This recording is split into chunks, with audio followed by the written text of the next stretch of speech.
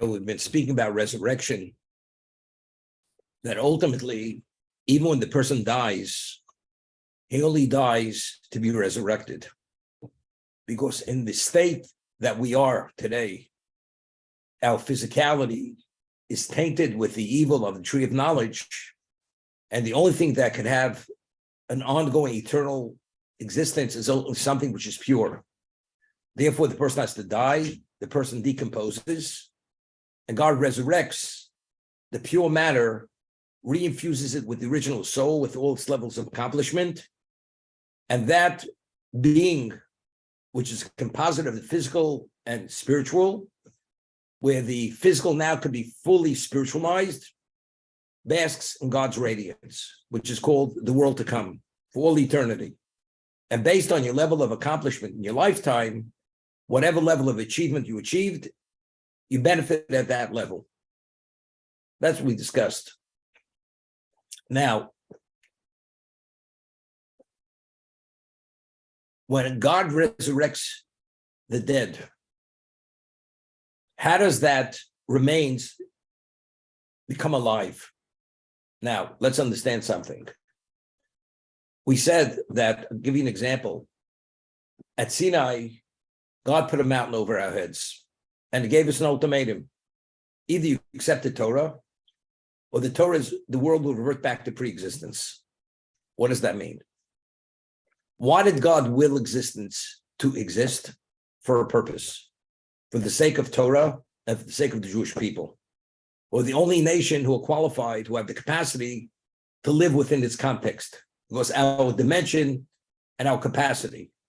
But if we should say we're not interested, God ceases to will existence. Because if initially the whole intent is only that, so if we are the only people who qualify for that, and we say we're not interested, it's not a threat, it's just a fact. I'm only willing this existence for a purpose. But if that purpose has no relevance any longer, I cease willing it. Well, what happens when God ceases willing that? Everything reverts back to pre-existence, which is what? Which nothing exists. The only thing that exists is God himself. So when a person dies and a person decomposes and the evil in the grave separates, is not no longer in part of the remains.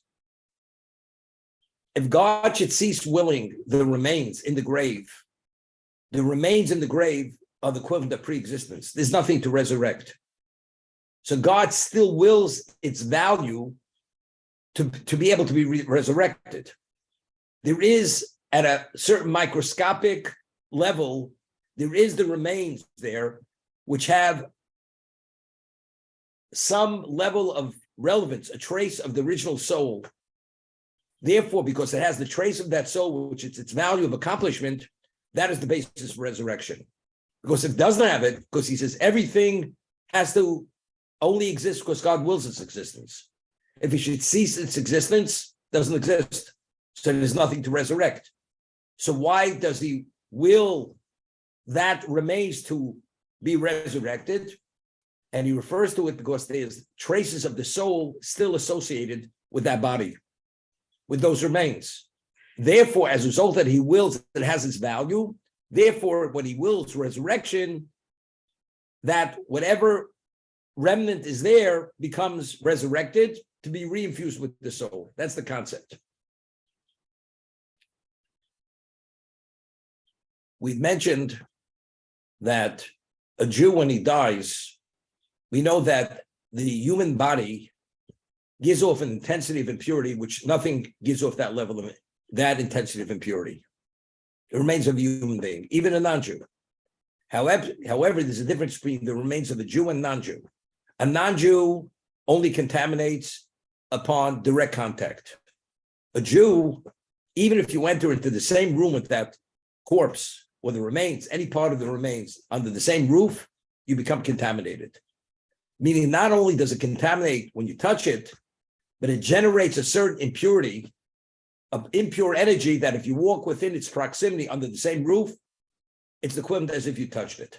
That means it magnifies and keeps generating this impurity. So if you within its proximity, you become contaminated. A non-Jew not. So yes, why? Why the non-Jew, everybody agrees, it's only direct contact. A Jew, even if you're under the same roof, you become contaminated. So he explains, what is the basis for spiritual impurity? What's the basis for that? The basis for spiritual impurity is, when God created the world, there has to be a balance. There's the good, there's the evil. As there are positive forces in existence, there are nether forces in existence. Nether forces represent the impurity of the world. And he has to create that existence to give it equal time. Therefore, and that's the counterbalance to the good. Those nether forces, why do they exist? Because God wills they should exist. If he should cease, they should exist, they won't exist. So what is the source of their existence? God's holiness, that he wills their existence. When a Jew dies, or even a non-Jew dies, what is the body? The body is the receptacle for the soul. And it gives an example. If you have a perfume bottle and you empty the bottle of the perfume, even after it's emptied, still the traces of fragrance in that receptacle, because initially it contained the perfume. Identically, even after the soul departs from the body has traces of that holiness, which is the soul. So there are aspects of that holiness there. The nether forces, they crave to be attached to a source of holiness, which is God. The soul has that level of representation.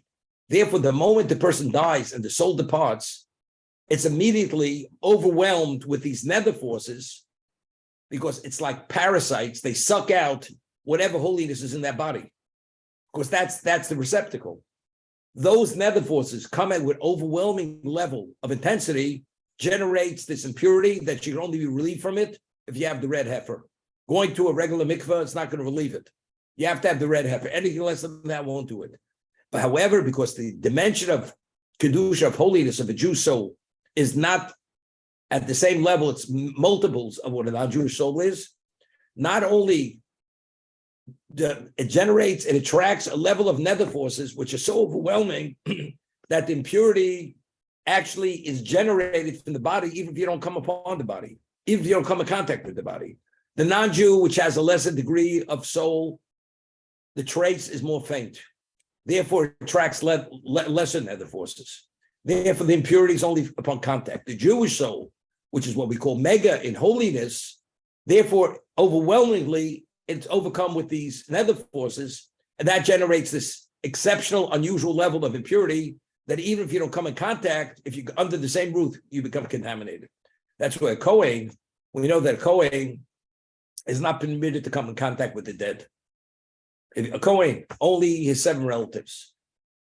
A Kohen is not permitted to go in a room where there's a corpse. That's what Kohen is not permitted to go into a funeral home, because the remains of a human being there, even if it doesn't come in contact with the body.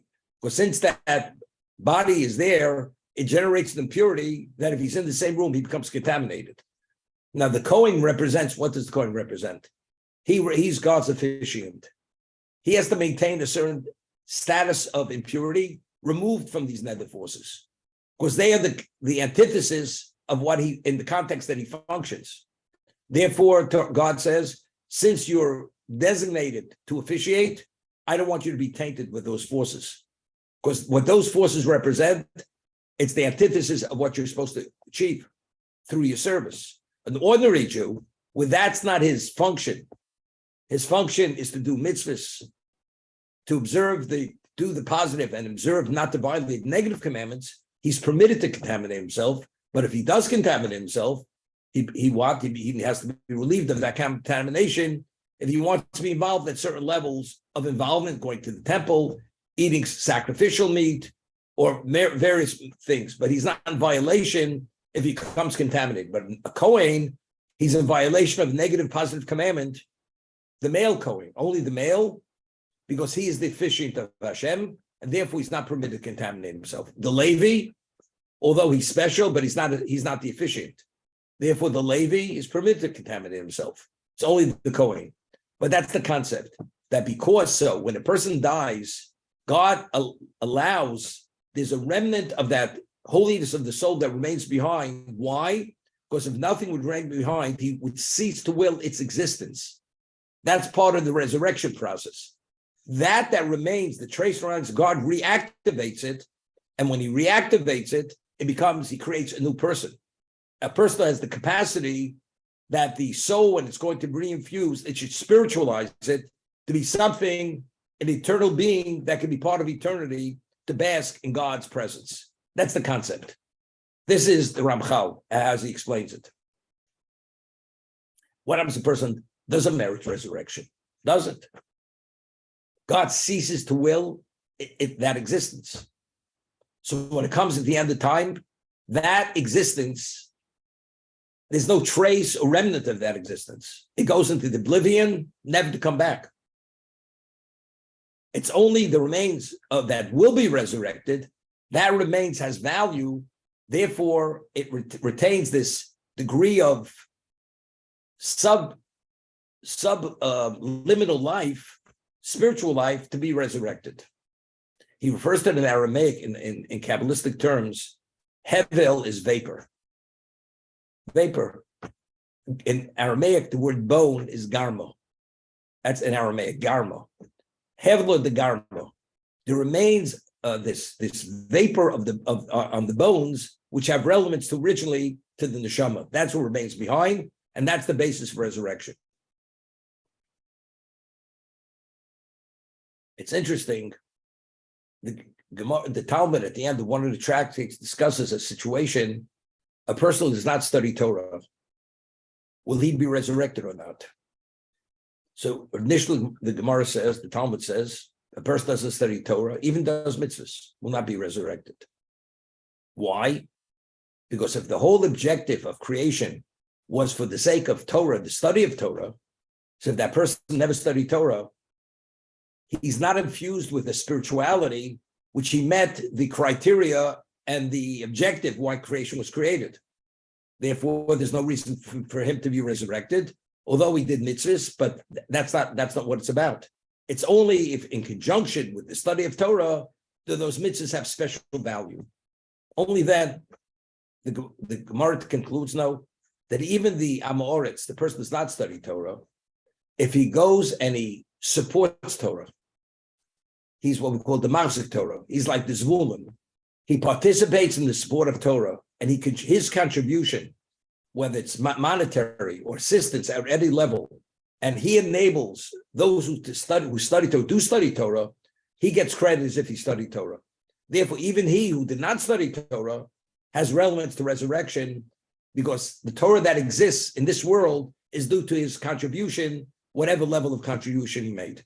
That's the conclusion of the Gemara. And I once mentioned in the name of the Siforno that when we lived in Israel, the Jews were all there, we had to tithe the produce. You have tithe. The Truma, the first tithing, is given to the Kohen. What does the Kohen represent? And the Maser, the 10% you give to the Levi. Moshe Rabbeinu says, what is the function of the Kohen and Levi? The Kohen doesn't officiate every day of the year. Only twice a year, 2 weeks a year does he officiate, because there's a rotation system. And Yom the festivals, all Kohanim officiate, because the workload is overwhelming. But during the year, with the workload is much less, it's enough that certain families should officiate every week, and it was on a rotation basis. You only officiate twice a year, outside of the festivals. But factually, so what did they do? They had no share in the land, so they weren't involved in the agricultural part of Israel. They would sit and study Torah. They'd be the disseminators of Torah. As Moshe says, the blessing he gave to them before he passed away, he said, Yoru Mishpet Motechu Yaakov. You will disseminate the laws to the house of Jacob, the dissemination of Torah. That is their responsibility. So that's the study of Torah. So that is what they do. So again, the Kohen or the Levi, what is his essence? His essence is he's the most spiritual of all the tribes. He's the disseminator. He has the purest level of Torah, because his tribe, that tribe, never was tainted with the golden calf. They never did the idolatry. So the quality and the purity of that Torah, they're different. It's a different level of dissemination.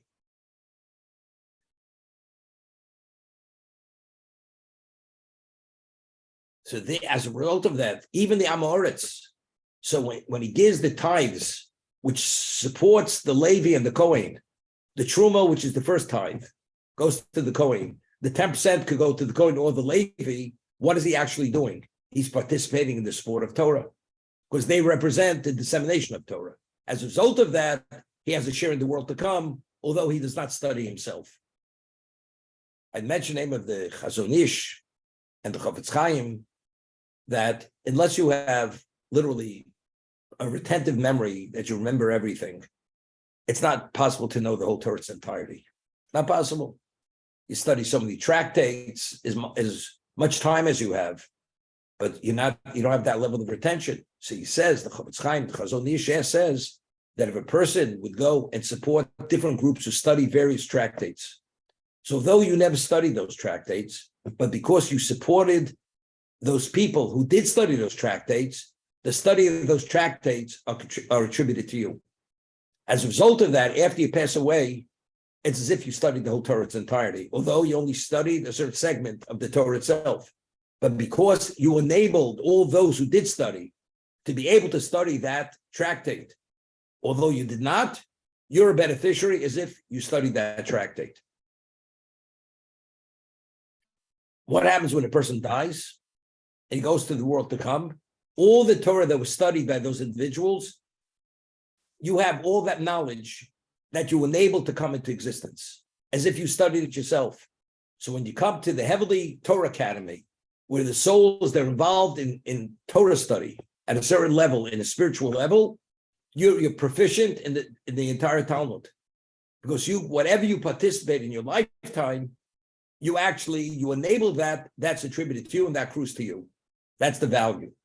So Chofetz Chaim writes, a person, he endows certain things before he passes away. He says, if a person bequeaths money, that even after he dies, the groups of people should be supported through that endowment. Even after he dies, it's ongoing. All this exceptional value accrues to him and contributes, advances him in the world to come. Because it's only due to his bequeathal when he was alive. Does it continue after he dies? All that Torah that's generated, it's only due to him. So that's like a perpetual, ongoing infusion of spirituality, the most advanced level, as a result of what? Of bequeathing that certain amount of money for Torah study. That's what he writes. He writes something phenomenal, Chofetz Chaim. He says something, without education, it's almost impossible to be an observant Jew. You have to have Torah education. So let's say he says you have a young boy and the parents can't afford the tuition to underwrite the Torah education for that child, and you underwrite it.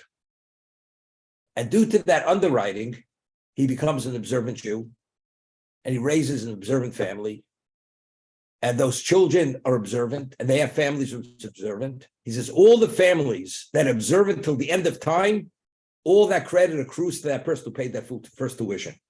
Because if he wouldn't have underwritten that first tuition, this dynamic wouldn't have begun and wouldn't have affected all these people. So all these people are only involved in Judaism and Torah and the observance of mitzvahs only because that person paid that first tuition. So what is the value of that? We're talking about mega value. Mega value. It's not to be described. It's not fathomable what it is. So people that don't understand this. I'm going to put it on pause and share something with you. Chofetz Chaim writes that it's discussed many times. Why did God create the world? It's based on a pasuk, a verse in Tehillim, Olam Chesed Yiboneh. It's purely the indiscriminate kindness of God. God had no reason, only because God is good. He does good. So he wants man to be the ultimate beneficiary of goodness. So if you succeed, you become part of God's goodness. Okay, that's the understanding. So he says he cites a Zohar. Zohar is Reb Shimon Yochai. The Zohar says that if a person does chesed, exceptional chesed, not just ordinary chesed, not you put $1 in the charity box, not talking about that. You do something which is unusual chesed. Unusual doesn't mean it's not dependent upon amounts of money. Let's say you see a person is totally downtrodden, depressed, and you say a good word to him and you bring him out of that depressed state, and you go out where nobody even acknowledges that person. That's exceptional chesed. You did something most people don't do. That's exceptional. God announces to his heavenly retinue that all the chesed that he does in the world, God himself, is because of this man who did this unusual level of chesed. So all the chesed of that day to the whole world accrues to that one individual. Could you imagine? It's like putting lahavdil, a coin in a slot machine. You pull that lever, $1 million comes out of the machine. Could you imagine? What about unlimited amounts of money? It just keeps flowing out of that machine. You know what chesed to the whole world is? To billions of people. And God wills this existence. It's chesed to everyone. All that at that level is because this one person who did unusual chesed to what? To make a difference in this person's life. God says, for that reason, all the chesed I do is in this man's merit. If everything I do accrues to him. We're talking about it's not to be believed. The person that shows up in the world to come.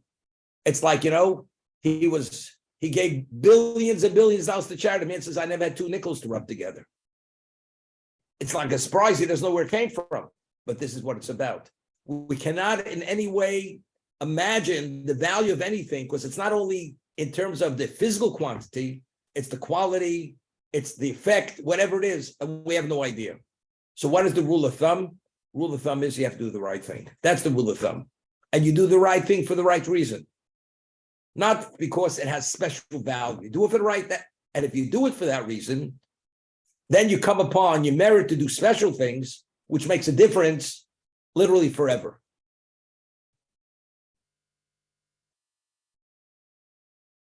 Chovos HaLevavos, which is known as the duties of the heart, which was written by an early commentator. Very few Musa works were written by early commentators. Shari Tshuva, the Gates of Repentance, was written by an early commentator. Chovos HaLevavos was written by an early commentator. All the other Musa works were written by later commentators. As he writes, a person who makes a person a Baal Tshuva, brings a person back to Judaism. It's not to imagine the way God values that person. God forbid you have a king and the prince is drowning and you're a commoner and you pull the prince out of the brink, you save his life. What level of appreciation does the king have to that commoner who saved his son, the prince? Every Jew to God is like the prince to the king. So if you go and you make a difference in his life and you save him and you bring him back, God's recognition, appreciation of that person is unlimited. You know what this is? It's not to be believed what it is.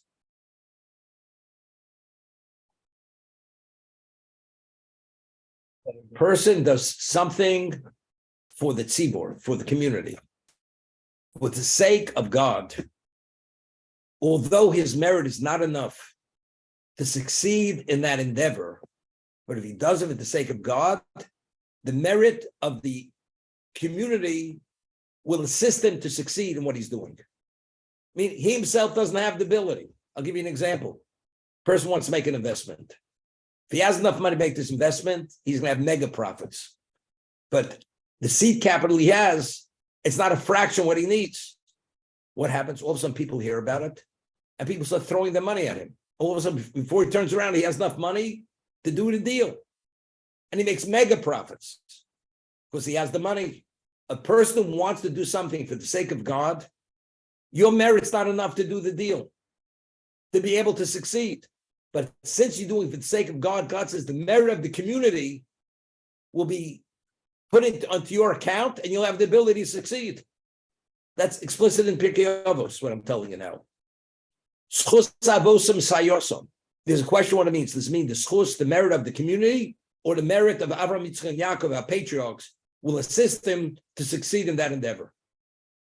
So what's the value of doing something without an ulterior motive? Do it because it's the right thing to do.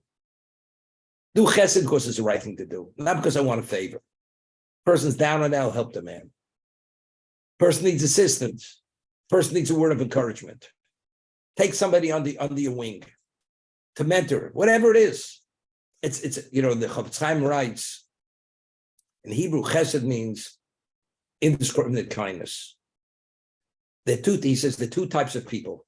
There's a person who does chesed, and the person who's a bal chesed. What's the difference? Very important point. A person that's chesed, you hear, there's a cause. You contribute to the cause. Did you do chesed? You did chesed. You gave charity. They need people to assist. You said, I'm willing to offer my time. That's the person who does chesed. A bal chesed means a person, his essence is that. Meaning whenever there's an opportunity, he's ready to go and do it. He seeks it out. It's always in his purview. It's always in his radar. He's always looking for opportunities to be able to help to others. That's about his essence is chesed. A person does chesed, it comes your way, you do it. Doesn't come your way, you're okay with it. The other person, he's craving to be able to have the opportunity to do chesed. It's a different dimension of person. It's like, you would say, that's my kind of guy. Hashem is Baal Chesed. Hashem wills existence all Chesed. It's not something which came his way. So if you go and it's in your radar, I want to do that, then you're emulating God. That's God. If that's the case, it's a different dimension of person. God sees that person differently. And God gives you the ability to be able to actualize what you want to do. Another person, he's not looking for it.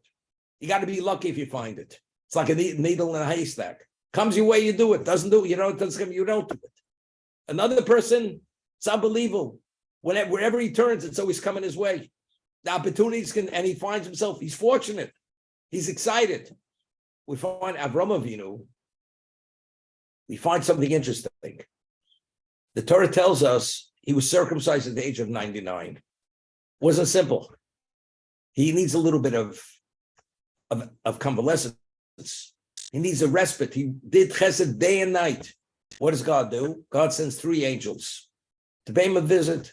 One is there to heal him. One is there to inform his wife that they can have a child. Third one is there to destroy Sodom.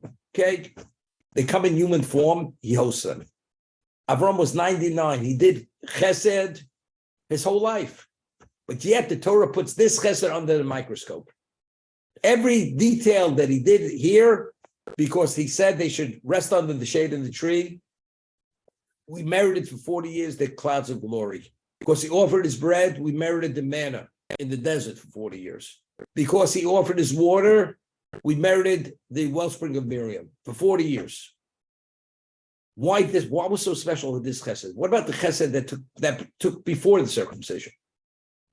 Why did God send angels in human form? They could have come as angels. Because God took the sun out of its sheath. It was the hottest day in the history of the world. People weren't going out. Why? Because God wanted to give Avram a respite. Just so he should be able to recover. Avram was pained that he couldn't do chesed. He was pained. So God sent angels that he should be able to chesed, thinking they're human beings, to be able to host them. This is the first time Avram was pained that he couldn't do chesed. What does that say about Avram? He wants to do chesed. If he can't, he feels denied. This is at a different level. That's the true Baal chesed. It's not that he does chesed. People are needy. That person's coming down the road. He needs a square meal. I give him the square meal. No. Here, if I can't, I'm pained that I can't. This is Baal chesed par excellence. This is the ultimate level.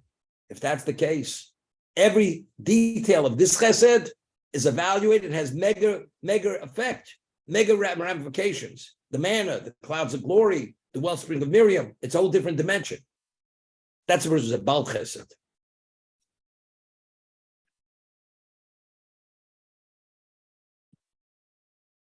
Arizal was the greatest Kabbalist.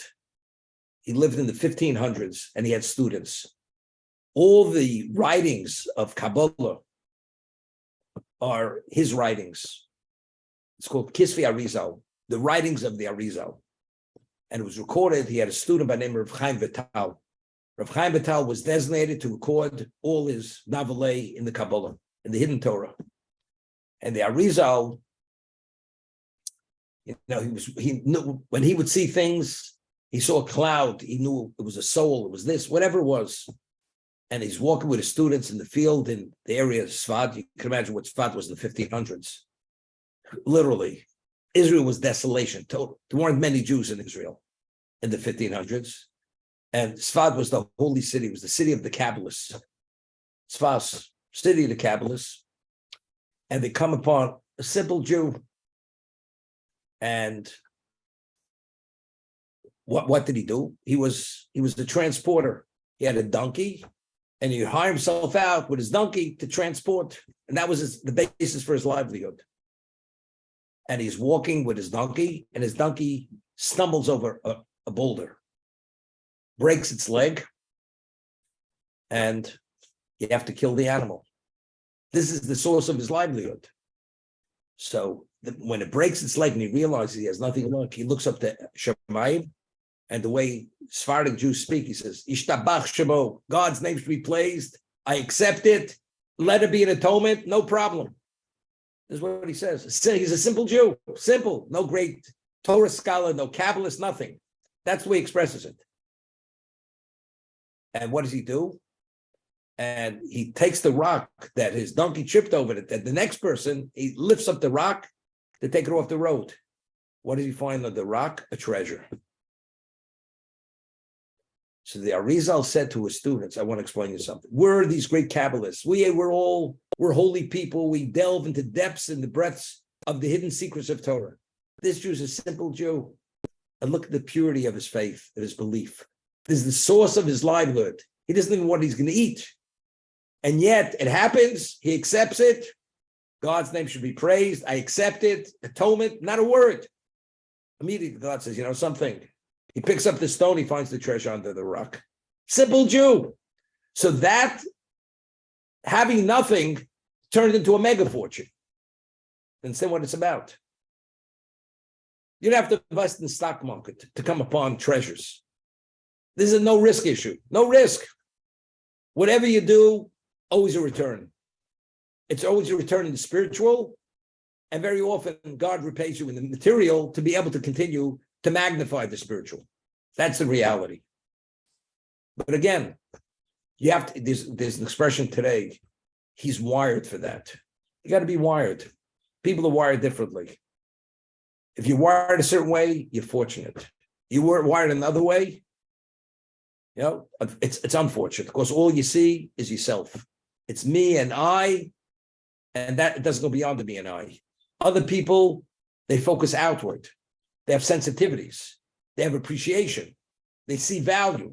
As a result of that, they maximize on their lives. And I said, it's not they do chesed. They are, the essence is that. Therefore, they look for it. They sense it. And they don't gloss over it because of that.